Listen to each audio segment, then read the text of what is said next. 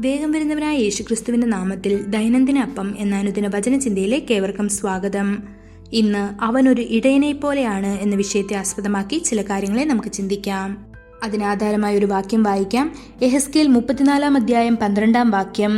ഒരു ഇടയൻ ചിതറിപ്പോയിരിക്കുന്ന തൻ്റെ ആടുകളുടെ ഇടയിൽ ഇരിക്കുന്ന നാളിൽ തൻ്റെ ആട്ടിൻകൂട്ടത്തെ അന്വേഷിക്കുന്നത് പോലെ ഞാൻ എൻ്റെ ആടുകളെ അന്വേഷിച്ചു. ദൈവം നമ്മോടുള്ള ആ സ്നേഹം പലതരത്തിൽ വെളിപ്പെടുത്തുന്നു. അവൻ ഒരു അമ്മയെപ്പോലെ ആശ്വസിപ്പിക്കുന്നു എന്ന് യെശയ്യാവ് 66 അധ്യായം 13 വാക്യത്തിൽ കാണാൻ കഴിയുന്നു. അപ്പന് മക്കളോട് കരുണ തോന്നുന്നതുപോലെ യഹോവയ്ക്ക് തന്റെ ഭക്തന്മാരോട് കരുണ തോന്നുന്നു എന്ന് സങ്കീർത്തനം 103 അധ്യായം 13 വാക്യത്തിലും തിരുവെഴുത്ത് പറയുന്നു. അവൻ നമുക്ക് ഒരു നല്ല ഇടയൻ കൂടിയാണ്. 23 സങ്കീർത്തനത്തിൽ 6 വാക്യങ്ങൾ മാത്രമേ ഉള്ളൂ. എന്നാൽ എല്ലാ വാക്യങ്ങളും നല്ല ഇടയന്റെ സ്നേഹത്തെക്കുറിച്ച് സംസാരിക്കുന്നു. ദാവീദ് തന്റെ വിശ്വാസം പ്രഖ്യാപിച്ചു. യഹോവ എൻ്റെ ഇടയനാകുന്നു, എനിക്ക് മുട്ടുണ്ടാകുകയില്ല എന്ന്. അവനൊരു ഇടയനായിരുന്നിട്ടും ഒരു കുഞ്ഞാടിനെ പോലെ സ്വയം താഴ്ത്തി.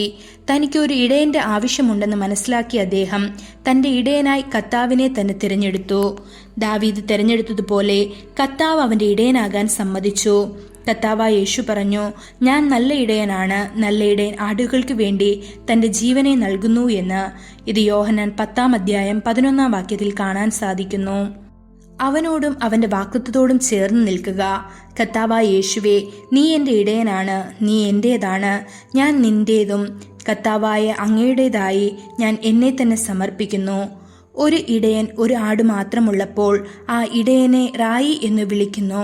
അയാൾക്ക് ധാരാളം ആടുകളുണ്ടെങ്കിൽ അവനെ രാധാൻ എന്ന് വിളിക്കുന്നു.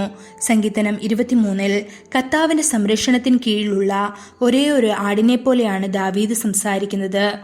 ഒരിടയന് ഒരാട് മാത്രമേ ഉള്ളൂ എങ്കിൽ ആ ആടിന് ഇടയന്റെ പൂർണ്ണമായ സ്നേഹവും ശ്രദ്ധയും ലഭിക്കുന്നു.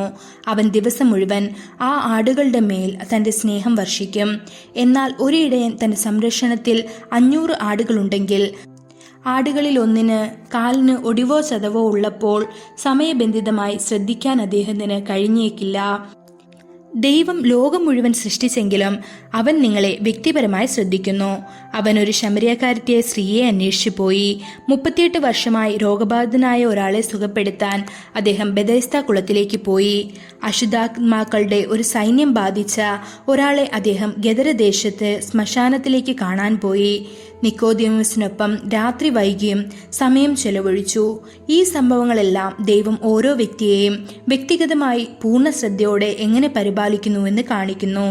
കർത്താവ് അരുളി ചെയ്യുന്നു, നീ വെള്ളത്തിൽ കൂടെ കടന്നു പോകുമ്പോൾ ഞാൻ നിന്നോട് കൂടെയിരിക്കും. നദികളിലൂടെ പോയാൽ അവ നിന്റെ മീതെ കവിഞ്ഞൊഴുകുകയില്ല. നീ തീയിലൂടെ നടക്കുമ്പോൾ നീ വെന്തു പോകുകയില്ല, അഗ്നിജാല നിന്നെ ദഹിപ്പിക്കുകയുമില്ല എന്ന്. ഇത് യെശയ്യാവ് 43 അധ്യായം 2 വാക്യത്തിൽ കാണാൻ സാധിക്കുന്നു. ദൈവമക്കളെ, നിങ്ങൾ അവന്റെ ആടുകളായാൽ അവൻ നിങ്ങളെ വിടുവിക്കും, നിന്നെ നിലനിർത്തും, നിന്നെ കൊണ്ടുപോവുകയും ചെയ്യും. ഈ വചനങ്ങളാൽ ദൈവം നമ്മെ ഓരോരുത്തരെയും അനുഗ്രഹിക്കുമാറാകട്ടെ. കൂടുതൽ ധ്യാനത്തിനുള്ള വാക്യം സങ്കീർത്തനങ്ങൾ 23 അധ്യായം 2 വാക്യം. അവൻ പച്ചയായ പുൽപ്പുറങ്ങളിൽ നിന്ന് നടത്തി സ്വസ്ഥതയുള്ള വെള്ളത്തിനരികിലേക്ക് എന്നെ നടത്തുന്നു.